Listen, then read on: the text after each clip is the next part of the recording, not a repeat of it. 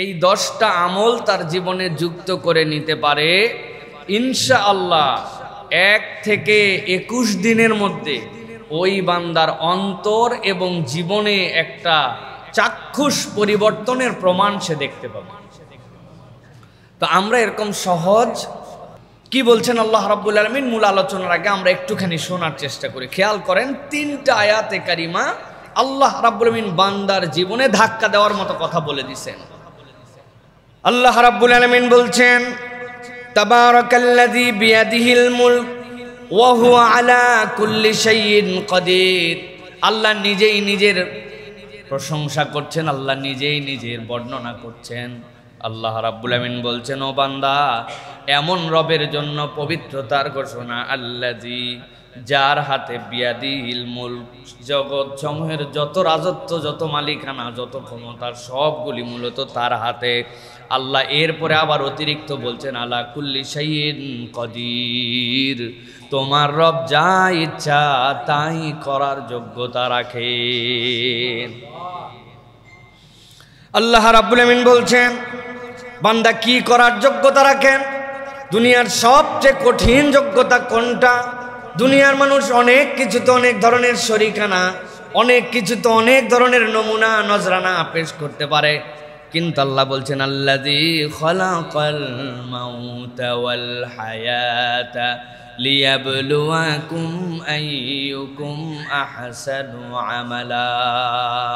তোমার রব তোমার জন্য মৃত্যু সৃষ্টি করেন, তোমার রব তোমার জন্য জীবন দেন। আল্লাহ আগে জীবনের কথা বলেন নাই, রব্বুল আলামিন আগে মৃত্যুর কথা বলেছেন। রব তোমাকে মেরে ফেলতে পারেন, ওই মৃত্যু থেকে তোমাকে আবার জাগায় দিতে পারেন। আল্লাহ রাব্বুল আমিন বলছেন, কেবলমাত্র এইটুকুই নয় যে তোমাকে এমনি এমনি নিরর্থকভাবে জীবন দিয়ে দেওয়া হয়েছে, নিরর্থকভাবে তোমাকে মৃত্যু দিয়ে দেওয়া হয়েছে। আল্লাহ বলছেন, লিয়াবলুয়াকুম আইয়ুকুম আহসানু আমালা, তোমার জীবনের একটা পরিধি আছে, আর ওই পরিধির একটা কাজ হচ্ছে, যিনি সর্বময় ক্ষমতার মালিক তিনি দেখতে চান নেক কাজের ক্ষেত্রে কে সর্বোচ্চ প্রচেষ্টা করেছিল।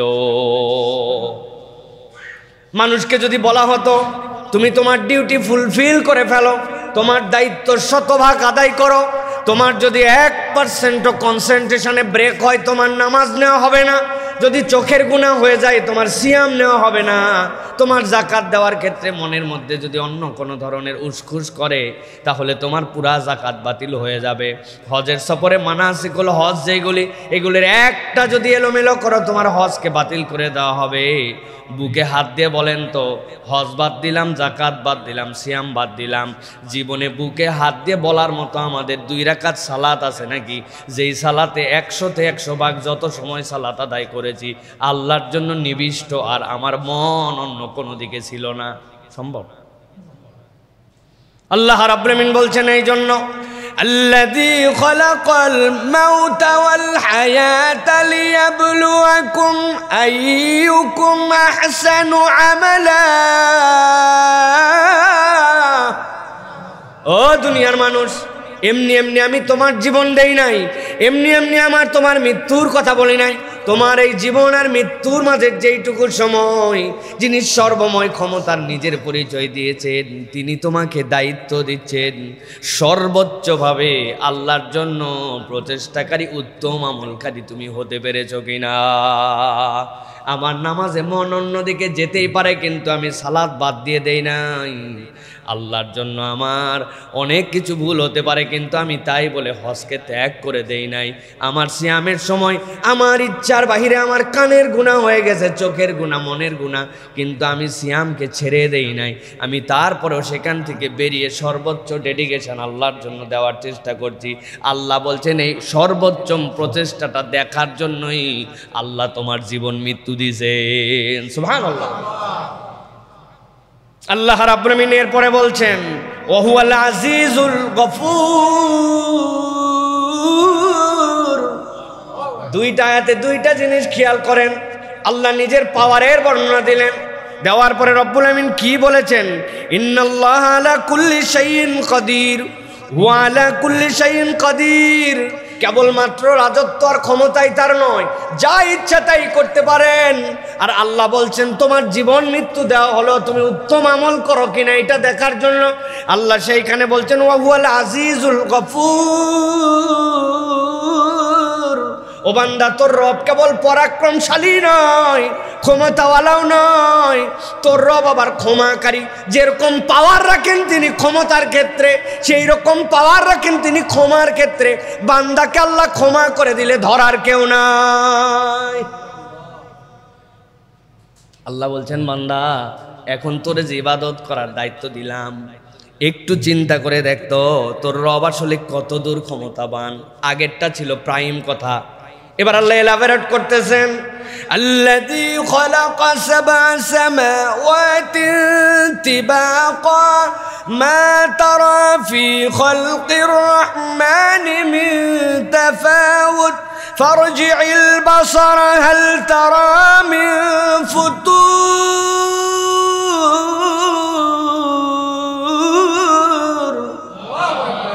আল্লাহ রাব্বুল আলামিন বলছেন আসমানের দিকে তাকাও আর মসজিদের দিকে তাকাও।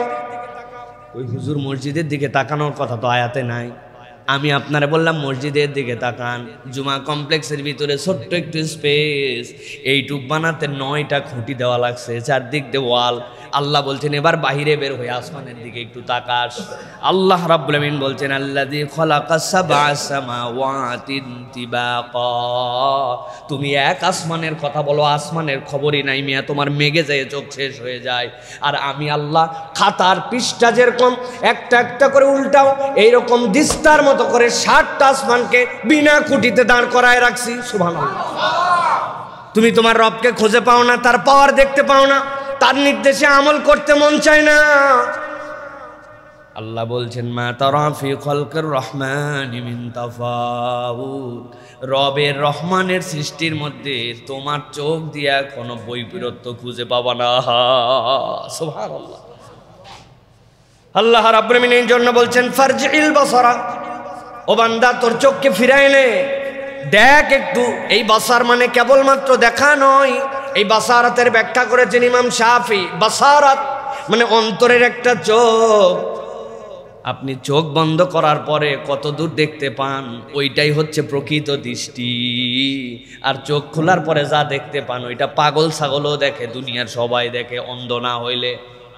কি আপনি চোখ বন্ধ করার পর কত দূর দেখতে পান, কত দূর পর্যন্ত আপনি দেখতে পান আপনার চোখ দেখার পরে, বন্ধ করার পরে, ওইটাই হচ্ছে বাসারাত। আমার ফিউচার কি, আমার প্ল্যান কি, আমার এই ব্যবসাটা কোন পর্যন্ত নিয়ে যেতে পাই, ওইটা চোখ দিয়ে কেবল দেখা যায় না, অন্তরের একটা চোখ আছে কিনা ভাই।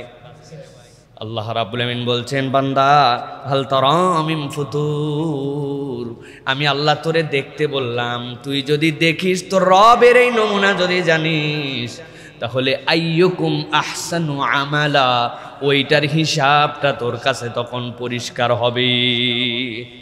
তাহলে আল্লাহ রাব্বুল আলামিন আমাদেরকে মৌলিক যে দায়িত্ব দিলেন সেটা কি, সর্বোত্তম ভাবে ইবাদত করা। বলেন মৌলিক দায়িত্ব কি? আজকের আলোচ্য বিষয়ের সাথে মিল আছে? আলোচ্য বিষয় হচ্ছে 10টি এমন আমল সহজবদ্ধ, যেটা করতে পেরেশানি হয় না, কিন্তু বান্দা করলে জীবন এবং অন্তর একই সাথে 1 থেকে 21 দিনের মধ্যে পরিবর্তন হবে ইনশাআল্লাহ। আমলগুলা করার নিয়তে শুনবেন আপনারা? কারা কারা শুধু শোনার নিয়তে আছেন হাত তোলেন। শুধু শোনা, আমল করব না। আমরা সকলে করবো তো ইনশাআল্লাহ। আল্লাহ আমাকেও যেন করার সবার আগে তৌফিক দান করেন। 1 নম্বর, খুব সংক্ষিপ্ত সময়, আজকে একদম অল্প সময় আলোচনা শেষ হয়ে যাবে ইনশাআল্লাহ। 1 নম্বর, প্রতিদিন সূরা মুলকের পাঠ করা 1 নম্বর আমল, প্রত্যেক দিন। নবীজি সাল্লাল্লাহু আলাইহি সাল্লাম বলছেন ইন্না সূরাতাম মিনাল কুরআনি 30 আয়া, দুনিয়ার মানুষ জেনে রাখো কোরআনের একটা সূরা আছে যার 30টা আয়াত আছে। নবীজি বলছেন শাফাআত লি সাহিবিহা হাত্তা গুফিরা লাহু, কিয়ামতের ময়দানে এই সূরাটা তার সাথীর ব্যাপারে সুপারিশ করতে শুরু করবে। আল্লাহ রাব্বুল আলামিন তাকে মাফ করে দেওয়ার আগ পর্যন্ত সে সুপারিশ করতেই থাকবে। তার সাথীরে মাফ করাই নিয়ে তারপরে সে যাবে। বুঝেন তো সাহেব কাকে বলে, বন্ধু কাকে বলে? জীবনে একবার দেখা হয়েছে, এটা বন্ধু না। কোনোদিন আর তার সাথে কথাবার্তা হয় নাই, কোনো যোগাযোগ নেই, এটা বন্ধু না। বন্ধু মানে যার আপনি ভালোতে খবর নেন, মন্দতে খবর নেন, ঈদের সময় বার্তা পাঠান, সুযোগ পাইলে হাদিয়া দেন, তার বাড়িতে বেড়াতে যান, তাকে আপনার কাছে ডাকেন, হৃদয়ের মধ্যে গেঁথে রাখেন। আপনি বলেন দোস্ত থাকলে আমার দোস্তের মতো একটা আছে, এই আপনার দোস্তের নাম কি? সবার আগে যার কথা মনে পড়ে যায়, ঠিক কি না? আল্লাহ বলতেছেন নবী আপনি জানায় দেন, কোরআনে এরকম একটা সূরা আছে যার 30টা আয়াত আছে, ওইটা তার সাথী যে তারে বন্ধু বানায় ফেলবে, কিয়ামতের দিনে তাকে ক্ষমা করায়া শাফাআত দিয়া তারপরে সে জান্নাতে নিয়ে যাবে। এই 30টা আয়াত বিশিষ্ট সূরার নাম হচ্ছে সূরা মুলক। আমরা যদি চিন্তা করি যে প্রত্যেক দিন রাত্রে আমরা আমাদের জীবন থেকে 20 মিনিট সময় আলাদা করব, যা আমরা তেলাওয়াত করব, প্রথমেই 7 দিন আমাদের দ্বারা সম্ভব হবে না। এই জন্য প্রথমে বড় প্ল্যান দাঁড় করালে আর আমাদের মাথা আউলায় যাবে। টার্গেট করতে হবে সপ্তাহে অন্তত একবার সূরা মুলক না পড়ে আমি শুব না।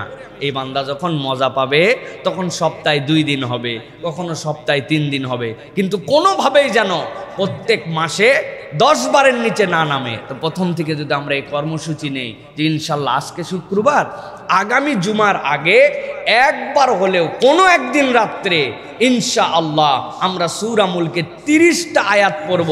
সর্বোচ্চ সময় লাগবে যে একদম ভাঙ্গা ভাঙ্গা করে পড়ে তারও 10 মিনিট।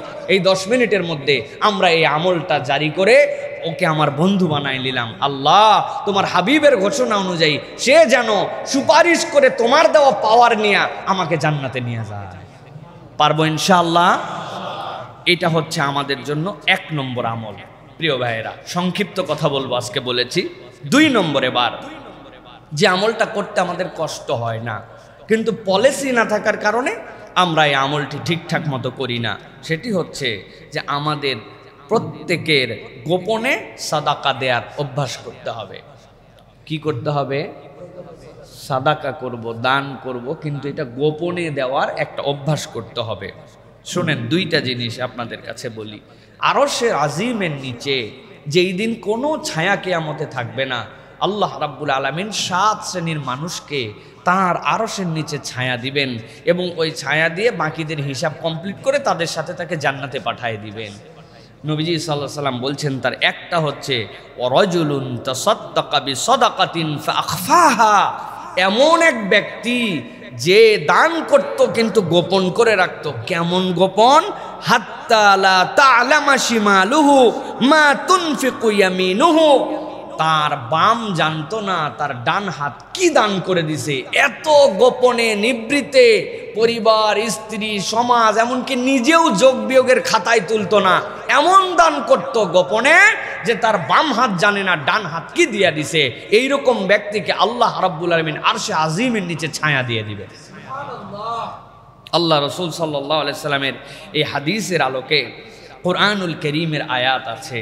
আল্লাহ রাব্বুল আলামিন কোরআনে বলেছেন, ইন তুবদুস সাদাকাত ফানি'মাহি ওয়া ইন তুখফুহা ওয়া তুতুহাল ফুকারা ফাহুয়া খায়রুল লাকুম। প্রকাশ্যে দান করো, নো প্রবলেম, করতেই পারো। ওয়া ইন তুখফুহা, আর যদি এটা গোপন করে রাখো, ফানি'মা, আল্লাহ বলতেছেন এটা তোমার জন্য বিরাট বড় কল্যাণকর হবে। এই সাদাকাটাই কল্যাণ, তোমার এই সাদাকাটাই কল্যাণ। প্রকাশ্যে দাও, অপ্রকাশ্যে দাও, গোপনে দাও, তবে জেনে রাখো এই যে গোপনে ফকির, মিসকিন, এদেরকে তুমি যদি দাও ফাহুয়া খায়রুল লাকুম, এটা তোমার জন্য উত্তম হবে। আল্লাহ রাব্বুল আলামিন আমাদেরকে দান করার অনেককেই তৌফিক দিয়েছেন, কিন্তু আমাদের যা কিছু সব হিসাবের খাতায়, যা কিছু সব জানাজানিতে, জীবনে কোনো গোপন দান আমাদের আর নাই বললেই চলে, ঠিক না ভাই? এই জন্য প্রিয় ভাইয়েরা, আমরা যদি একটা কর্মসূচি ঘোষণা করি নিজেদের জীবনে যে প্রতিদিন 1 টাকা হলেও আমরা গোপনে দান করব, যেটা কেউ জানবে না, কেউ দেখবে না, একটা পলিসি থাকবে এই সিস্টেমে, আমি 1 টাকা হলেও আমার জীবনে একটা গোপন দান থাকবে। হতে পারে 8 আনা পয়সা, কিন্তু এটা গোপন। প্রকাশ্যে অনেক আছে, কিন্তু এমন সিস্টেমে আল্লাহর আরশে আজিমের নিচে তো আমার ছায়া লাগবে। এই জন্য না আমি করতেছি। আপনি বলবেন হুজুর সবই তো লোকজনের সামনে, ফকির মিসকিনও লোকজনের সামনে চায়। ভাই আপনারে যদি কিয়ামতের বিপদ থেকে বেঁচে আরশে আজিমের ছায়া নিতে হয়, তাহলে এই বুদ্ধি আপনি করবেন না? আপনার পলিসি এটার মধ্যে থাকবেন না? আপনার পকেটে 1 লাখ টাকা থাকলে আপনি তো বাজারের মধ্যে যাই গুনেন না, ঘরের মধ্যে দরজা লাগাই দিয়ে তারপরে আপনি গুনে টুনে তারপরে রাখেন। তাহলে আপনি এইটার ক্ষেত্রে প্ল্যান নিতে হবে, আমরা প্রত্যেক দিন যা দান করি প্রকাশ্য, কিন্তু টেকনিক্যালি 1 টাকা হলেও আমরা গোপনে দানের অভ্যাস জীবনে গড়ে তুলবো। পারবো ইনশাআল্লাহ? এটা যদি করি প্রিয় ভাইরা, আমাদের জীবন এবং অন্তর দুটাই বদলায় যাবে ইনশাআল্লাহ। বলে অন্তর কিভাবে বদলাবে? আল্লাহ বলেছেন ওয়াইন তুখফুহা ওয়া তুতুহাল ফুকারা ফাহুয়া খায়রুল লাকুম, তুমি যদি এটা গোপনে কোনো ফকির মিসকিনকে অভাবগ্রস্তকে দাও, এটা তোমার জন্য কল্যাণকর। কি কল্যাণ আল্লাহ প্রকাশ করেন নাই। আল্লাহর কল্যাণের প্রকাশই হচ্ছে হেদায়েতের উপর অন্তরকে অবিচল করে দেওয়া। সুবহানাল্লাহ। তাহলে 2 নম্বর আমল এটা মনে থাকবে ইনশাআল্লাহ। এবার চলেন 3 নম্বর আমলটি হচ্ছে দিনের শুরুতে 100 বার সুবহানাল্লাহি ওয়া বিহামদিহি পড়া। প্রত্যেক দিন দিনের শুরুতে সুবহানাল্লাহি ওয়া বিহামদিহি এটা 100 বার পড়া। কি লাভ এটা পড়লে?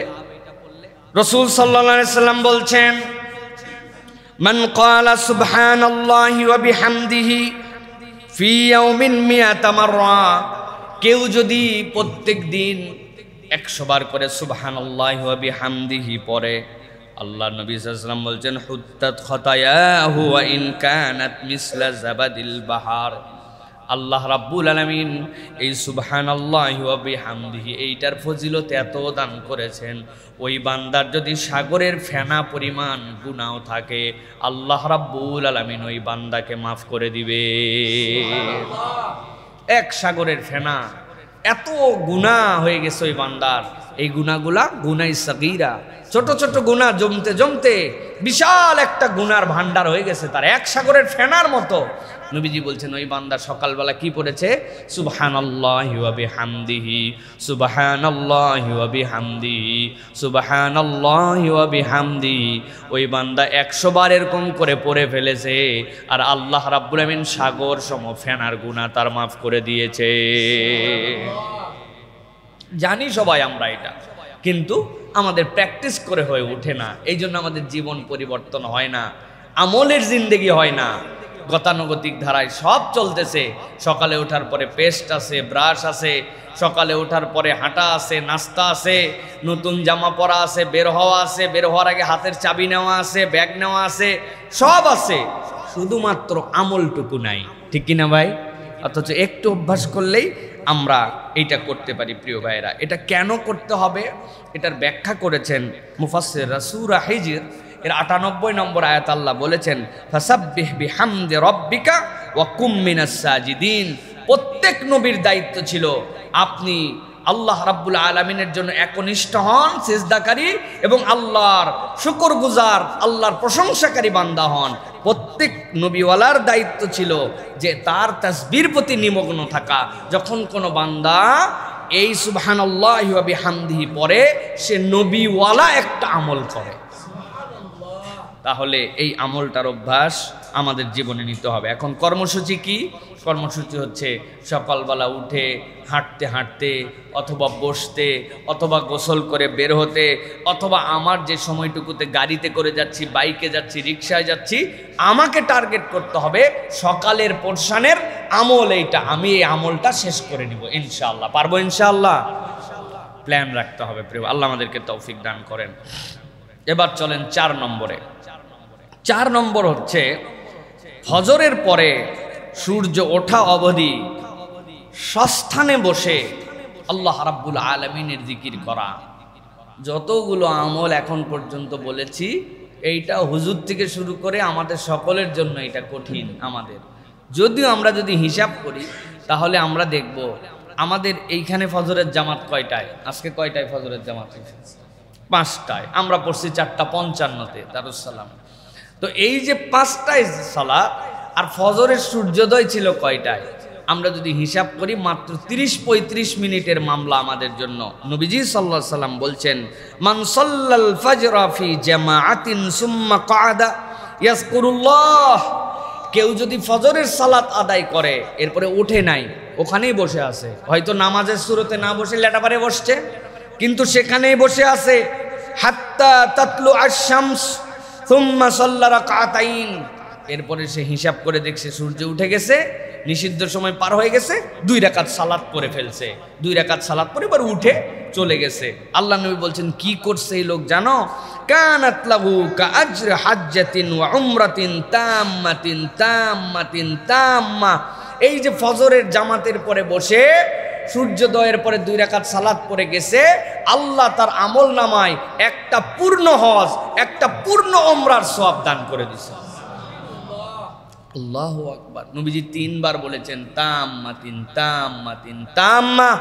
আমার উম্মত জেনে রাখো, পূর্ণ হজ পূর্ণ উমরার সওয়াব আল্লাহ দিয়েছেন। আল্লাহু আকবার। 40 মিনিটের বিনিয়োগ, 30 মিনিটের বিনিয়োগ, 25 মিনিটের বিনিয়োগ ভাই প্রত্যেক দিন হয় না। মানুষের ক্লান্তি থাকে, বসতে পারে না, ব্যস্ততা থাকে, কিন্তু ইমানদারের জীবনে সপ্তাহে 2-3 দিন সময় হবে না একটা হজ আর একটা উমরার সময় আর সওয়াবটা আমলনামায় নেওয়ার জন্য? এই আবেগ তার মধ্যে আসবে না, তাহলে জীবন কেমনে পরিবর্তন হবে? আপনি শুধু গেলেন, কোন রকম সালাত আদায় করলেন, সালাত হওয়ার সাথে সাথে সাত করে উঠে আপনি বাড়িতে চলে আসলেন, র্যান্ডম এভরিডে প্রত্যেক দিন একই অভ্যাস।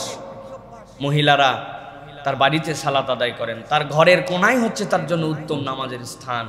কত সময় ব্যয় হয়, কিন্তু আমার মায়েরা জানেই না যে আমলটা আমি করতে পারি।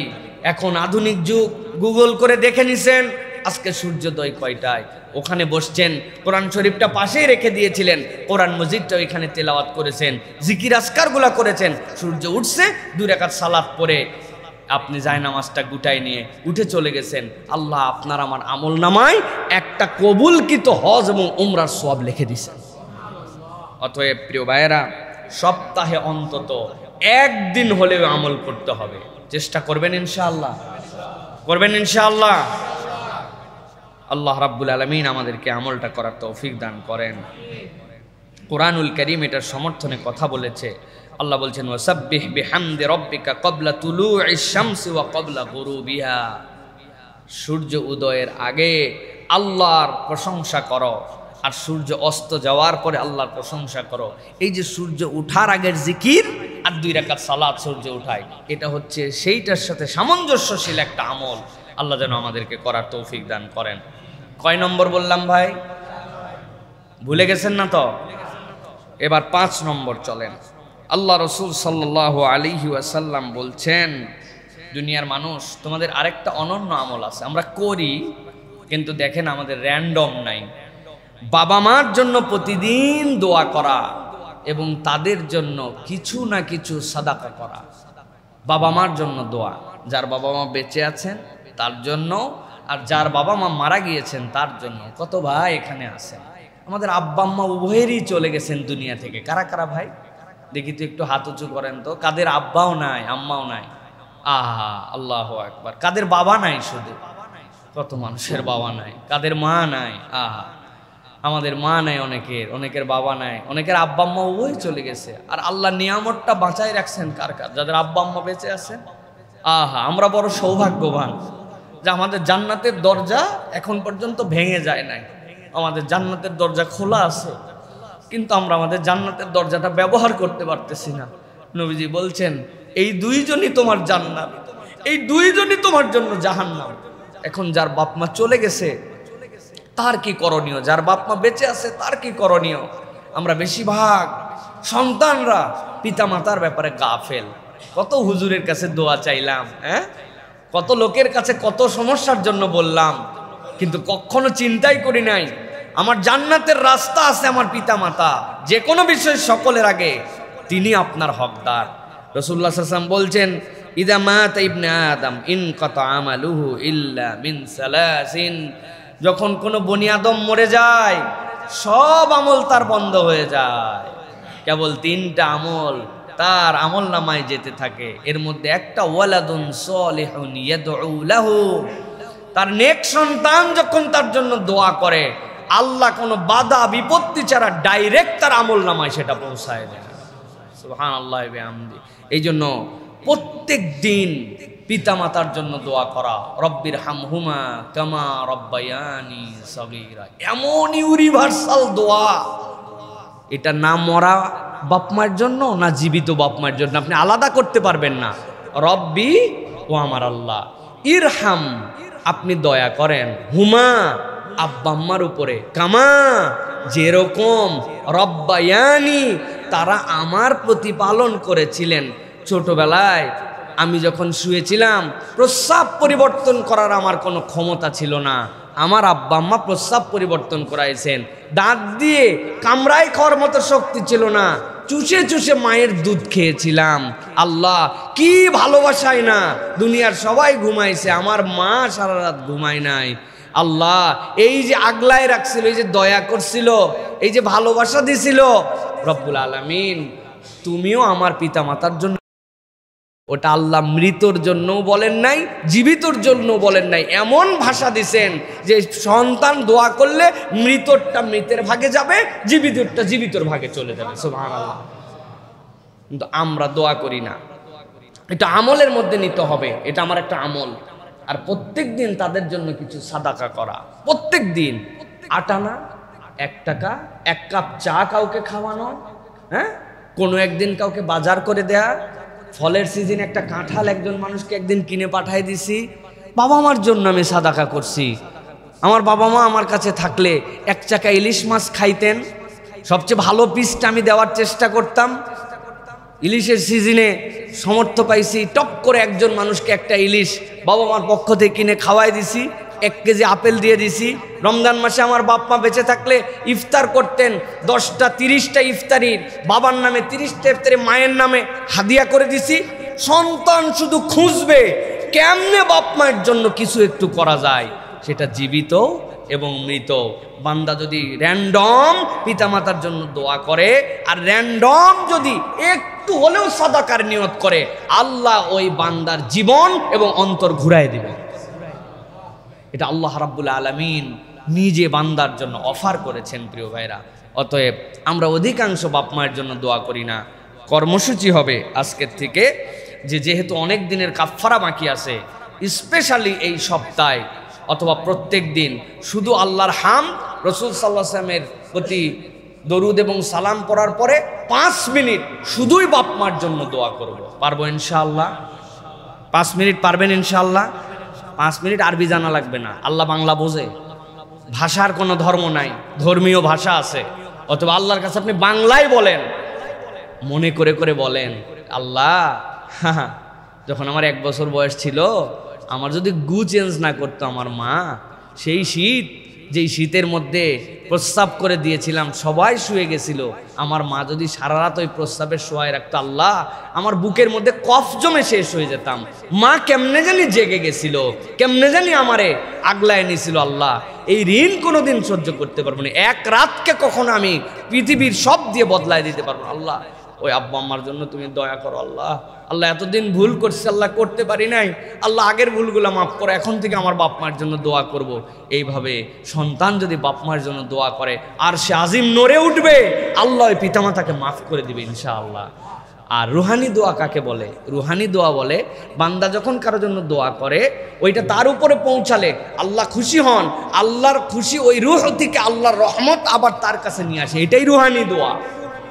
এটা অটোমেটিক আপনি পেয়ে যাবেন প্রিয় ভাইরা। অতএব এই আমলটা আমাদের করতে হবে। এটা কয় নম্বর গেল? 5। এবার চলেন 6 নম্বরে।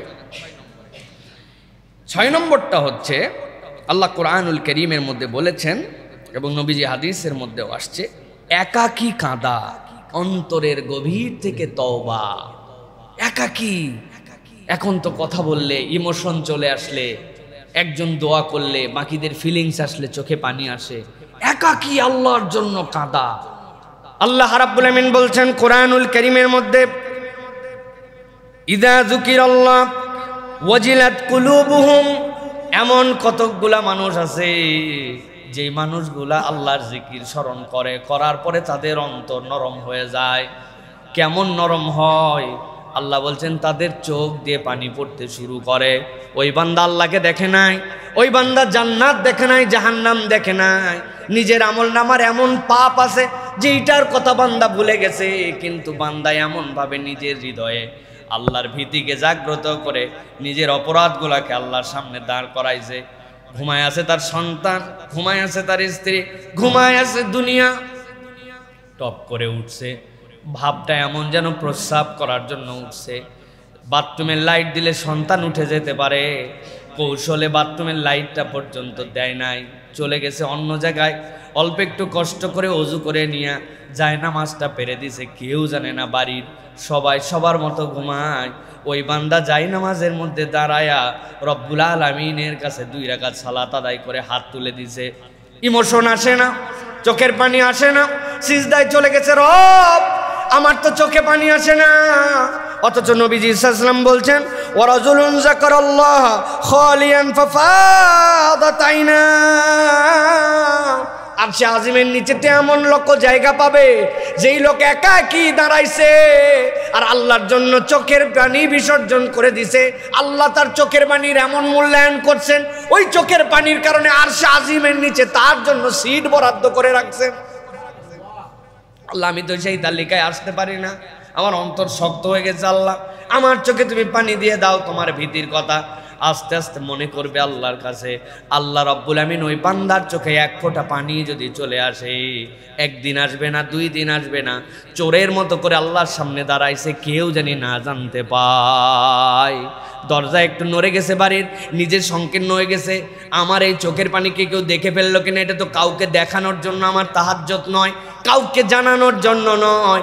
আল্লাহর কাছে 1 দিন 2 দিন পড়ার পরে চোখ বন্ধ করে যখন জাহান্নামের বিভীষিকার কথা চিন্তা করবে, নিজের আমলনামা যদি কপাল দিয়ে প্রকাশ পেয়ে যেত, দুনিয়ার মানুষ সালাম দিত না, রে আজকে আমাকে কত সম্মান দেয় মানুষ।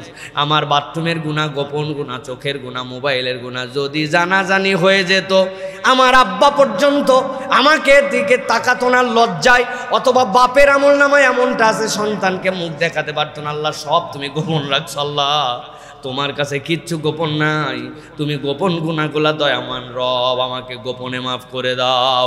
1 দিন 2 দিন করতে করতে বান্দার চোখ দিয়ে যদি পানি আসে, ওই পানিটা বান্দার নাজাতের ওসিলা হয়ে যাবে।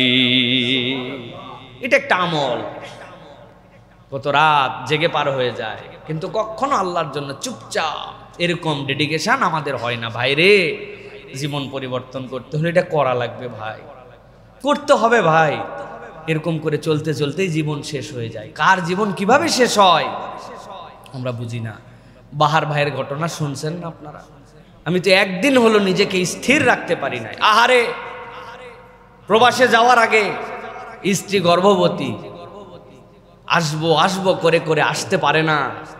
1 মাস আগে টিকিট করছে, সন্তানদের জন্য বাজার করছে, জয়েন্ট ফ্যামিলি, ভাইয়ের জন্য বাজার করছে, ভাইয়ের বউয়ের জন্য, আব্বার জন্য, আম্মার জন্য। সন্তানরা সবাই সহ্য করতে পারে নাই, এয়ারপোর্টে চলে গেছে, সকলে মিলে 1 গাড়িতে আনন্দ করে। আব্বা আসতেছে, স্বামী আসতেছে, সন্তান আসতেছে, আমার বড় ভাই আসতেছে। এয়ারপোর্টে সন্তানকে দেখে একটু জড়ায় ধরছে, দিয়ে বলছে এটা তোর গিফট। বলছে মা এখনই খুলবো। বলছে খুলিস না, বাড়িতে যাই, সবাই মিলে দেখে দেখে আনন্দ করে খুলবো। আব্বা এটা তোমার জন্য আনছি, এর মধ্যে আব্বা এখানে তো খুলতে পারলাম না, হাতে করে এইটুকু নিয়ে আসছি, অন্তত চকলেটটা মুখে দাও। কি আনন্দ, কি পরীক্ষা আল্লাহ তাদের উপরে নিয়ে ফেললেন। রওনা দিয়ে গেছে, গাড়ি নেমে গেছে, গাড়ি নামার পরে ড্রাইভার নেমে পালায় চলে গেছে, দরজাগুলো আর খুলতে পারে নাই। ওর মধ্যে থেকে সন্তানকে মা ছাড়ে না, বলছে তুমি বের হও, সন্তান না নিয়ে ছাড়বে না। ভাইয়ের বউকে বলছে তুই বেরো, ও তাকে নিয়ে নামে না। তো মাকে বলছে তুমি নামো, শাশুড়ি ছাড়া নামবে না। আস্তে করে তলায় গেছে গাড়ি। কি মর্মান্তিক, পুরা পরিবার শেষ। যেই লোক আসছে তাদের কাছে কেবল সে বেঁচে আছে। কিভাবে সহ্য করবে? কেমনে এটা সহ্য করবে? এই যে রাস্তাঘাটের অব্যবস্থাপনা, ড্রাইভারদের এই যে ধরনের আচরণ, এইগুলো সে কিছুই জানতো না। রব্বুল আলামিন তার পুরা পরিবারের উপর একটা পরীক্ষা নিয়ে ফেললেন। প্রিয় ভাইয়েরা, এই জন্য আমাদের অনেক দিকের শিক্ষার মধ্যে আছে। জীবন এই মুহূর্তেই শেষ হয়ে যেতে পারে। 3টা ক্ষেত্রে আমি সবসময় বলি, 3টা পরিবহন ডেঞ্জারাস। একটা পিকনিকের জন্য পরিবহন ডেঞ্জারাস পরিবহন, এখানে সবগুলা মাতালের মতো থাকে, আনন্দ বিনোদন হুঁশ আক্কেল কিচ্ছু থাকে না। 2 নম্বর বিয়ের গাড়ি, বড় ডেঞ্জারাস। একটা বিনোদনপূর্ণ পরিবেশ নিয়ে চলতেছে। আর 3 নম্বর, প্রবাস থেকে ফেরে যারা, এই গাড়িগুলো বড় ডেঞ্জারাস, কারণ ওই সময় ভিন্ন রকম একটা ফিলিংসের মধ্যে থাকে। তো এইগুলোতে সতর্ক হতে হয়। গাড়ি যদি পানির দিকে ডুবে যায়, আপনি যত জোরে মারেন গ্লাস খুলবে না। এটার কিছু টেকনিক আমাদের প্রত্যেকের জানা উচিত। মাথার পিছনে যে ইয়েটা থাকে, আমাদের মাথার পিছনে ঠেস দেওয়ার জন্য, সাথে সাথে ওইটা টেনে খুলে ফেলতে হয়। ওইটার 2টা লোহা থাকে, ওই লোহা দিয়ে গ্লাসে বাড়ি দিয়ে ভাঙতে হয়। তাছাড়া আপনার লাত্থায় ঘুষায়া গ্লাস আর খুলতে পারবেন না। এইগুলো আমাদের জানা দরকার। সর্বোচ্চ কথা, এই যে জীবনটুকু চলে গেল, কি দীক্ষা দিয়ে গেল ভাই? জীবন বড় ঠুনকো, মৃত্যুই আসল গন্তব্য, তাই না? হাজার আফসোস করেন আপনি, বাহার ভাইয়ের হৃদয়কে আপনি ভরাতে পারবেন না। পারবে কেউ? কিয়ামত হয়ে গেলেও পারবে না। তার যা হারাইছে তা হারাই গেছে। এখন আল্লাহ আমাকে বাঁচায় রাখছেন, আল্লাহ আমাকে হায়াতে রাখছেন, ওইটুক কাজে লাগাই ভাই। কখন মৃত্যু চলে আসবে কে জানে। ওই যে আমার নতুন মুয়াজ্জিন, এই অঞ্চলে তাতে সুন্দর কেউ আজান দিতে পারে না, আলহামদুলিল্লাহ। তার আগে আমার বেলাল ভাই ছিল। কি দোষ, কি অপরাধ বেলালের? কিচ্ছু না, বাজার করে রিক্সায় করে ফিরতেছে। তার রিক্সায়, তার টাকায় সে উঠছে, পিছন থেকে ট্রাক দিয়ে মারে দিয়ে একটা সুস্থ লোকরে শেষ করে দিছে, পঙ্গু বানায় দিছে, তার ক্যারিয়ারটা শেষ হয়ে গেছে। এরকমই তো দুনিয়া না আমাদের, এরকম জায়গা থেকে। সুতরাং আল্লাহ যতটুকু সুযোগ দিছেন, ওইটাকে মনে করি গনিমত, ওইটাকে মনে করি কাজ। এক আফসারের দিক তাকায় আপনি যদি দুঃখ ব্যথা অনুভব করে নিজের জীবনের মূল্যায়ন না করতে পারেন, তাহলে শুধুমাত্র হাহুতাশ করে আমাদের কি লাভ? আল্লাহ তাকে ধৈর্য ধরার তৌফিক দান করেন। আল্লাহ তাকে এমন কিছু নিয়ামত দেন যেন এই বাচ্চা, এই ভাইটা দুনিয়ার এই পরীক্ষায় উত্তরায় যেতে পারেন। বলে আল্লাহুম্মা আমিন। আল্লাহ আর আমাদেরকে আমল বাড়ানোর তৌফিক দান করেন। তাহলে প্রিয় ভাইয়েরা, 6 নম্বরে গেল একাকী কাঁদা, মনে থাকবে তো ইনশাআল্লাহ। 7 নম্বরে দিনে অন্তত পক্ষে 10 থেকে 100 বার লা ইলাহা ইল্লাল্লাহু ওয়াহদাহু লা শারীকা লাহ, এইটা পড়ার জন্য চেষ্টা করা। নবীজি সাল্লাল্লাহু আলাইহি ওয়াসাল্লাম বলছেন, খুব গভীরভাবে শোনেন, মান ক্বালা লা ইলাহা ইল্লাল্লাহ ওয়াহদাহু লা শারীকা লাহ লাহুল মুলকু ওয়া লাহুল হামদু ওয়া হুয়া আলা কুল্লি শাইইন কাদির ফি ইয়াউমিন মিআতা মাররাতিন কানাত লাহু আদলু 10 রিকাব। কেউ যদি প্রত্যেক দিন 100 বার পড়তে পারে, কি পড়তে পারে পড়েন তো আমার সাথে, লা ইলাহা ইল্লাল্লাহ ওয়াহদাহু লা শারীকা লাহ লাহুল মুলকু ওয়া লাহুল হামদু ওয়া হুয়া আলা কুল্লি শাইইন কাদির। এইটা জানে না এরকম কোনো বান্দা নাই। 100 বার যদি পড়ে, আল্লাহর নবী বলছেন 10টা দাস মুক্ত করলে যে সোয়াব, 10টা বান্দা গোলামির মধ্যে আছে তাদেরকে আজাদ বানায় দিলে যে সোয়াব, আল্লাহ তার আমল নামায় সে সোয়াব দান করে দিবেন।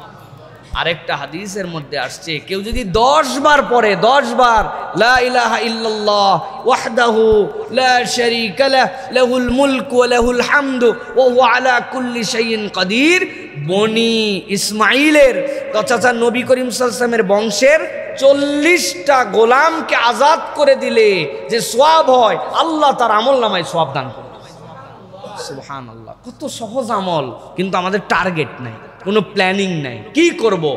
আমি 10টার কথা এই জন্য বলছি, লিখে ফেলে টার্গেট করে প্ল্যানিং করে, মনে না থাকলে এই ওয়াজ ইউটিউব থেকে সার্চ করে বের করে তাও আপনাকে এই কাজের মধ্যে যেতে হবে যে আমার জীবন থাকবে আর 10 বার এটা পড়বো না, এরকম হবে না, পারবো না ইনশাআল্লাহ। প্রিয় ভাইয়েরা, এটা হচ্ছে একটা বিরাট বড় কাজের ফাঁকে আমি একটা টার্গেট করছি, প্রত্যেক সালাতের পরে 10 বার আর সারা দিনে 10 বার, 10 বার 50 বার। মানে সালাতের পরে যদি ওজিফা হয় লা ইলাহা ইল্লাল্লাহ ওয়াহদাহু লা শারীকা লাহুল মুলকু ওয়া লাহুল হামদু ওয়া হুয়া আলা কুল্লি শাইইন কাদির, আমি পড়লে 30 সেকেন্ডেই পড়া যায় 10 বার, আমার ওজিফা এটা। তাহলে 5 সালাতের পরে 50 বার আর বাকি 50 বার। আর যদি কিছু না পারি অন্তত 10 বার, যে কোনো একটা সালাতের পরে হলেও, কিন্তু আমার প্রত্যেক দিন এটা মিস যাবে না।